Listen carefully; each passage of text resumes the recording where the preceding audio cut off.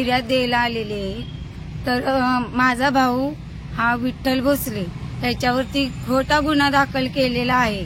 तर त्याच्या बायकोने खोटा गुन्हा दाखल केलेला आहे। त्याच्या बायकोचं नाव आहे गोपिका विठ्ठल भोसले। ही शिकत आहे आणि तिला नोकरी लागणार त्या नोकरीच्या पैशासाठी तिनं खोटा गुन्हा माझ्या भावावर टाकलेला आहे। तर माझा भाऊ 14वी शिकलेला आहे, तो कुठंतरी नोकरीला लागेल, तर नोकरीला लागू नये म्हणून त्यानं खोटी केस त्याच्यावरती टाकलेली। त्याचा पैसाही बघून सगळं घेऊन ती पळून जाते। कारण काय, तर तिला तिथं त्याच्यापाशी नांदायचं नाही म्हणून त्यानं खोटी केस टाकलेली आहे। त्याचे सगळे पुरावे माझ्या भावापाशी आहेत। त्याची हाणामारी कुठं झालेली तिथलाही पुरावा आहे आणि घरात तो कुठं आहे त्याचा सध्या पुरावा त्याच्याकडे आहे। पण आता ही खोटी केस केलेली आहे ना, मग ती माघारी त्यांनी घ्यावी एवढंच आमचं म्हणणं आहे आणि बिनविरोधी त्या माझ्या भावाला सोडावं एवढीच माझी अपेक्षा आहे। कोणत्या पोलीस चौकीला गुन्हा दाखल झालाय? लोणंद पोलीस स्टेशनला त्याचा गुन्हा दाखल आहे।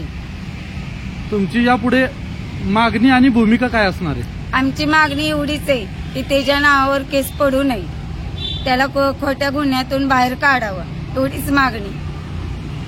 आपल्याबरोबर दलित महासंघाचे जिल्हाध्यक्ष आहेत, त्यांची प्रतिक्रिया काय आहे आपण जाणून घेऊ।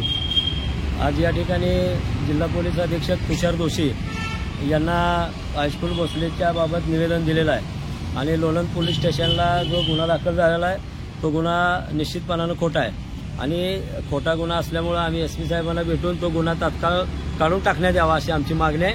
आणि हे कुटुंब खरं तर गरीब आहे आणि गरीब कुटुंब असताना या पारधी समाजामध्ये गेले 25-30 वर्ष झालं मी काम करतोय। सातत्यानं अशा एकामेकाच्या विरोधात खोट्या तक्रारी दिल्या जातात, मात्र पोलिसांनी या शहानिशा करून अशा खोट्या तक्रारी घेऊ नये अशी माझी भूमिका आहे। आणि जर का यामध्ये तर तो दोषी असला तर कारवाई झाली पाहिजे अशी माझी मागणी आहे। मात्र दोषी नसेल तर तो गुन्हा लोणंद पोलिसांनी तात्काळ तपास करून काढून घेण्यात यावा अशी माझी मागणी आहे।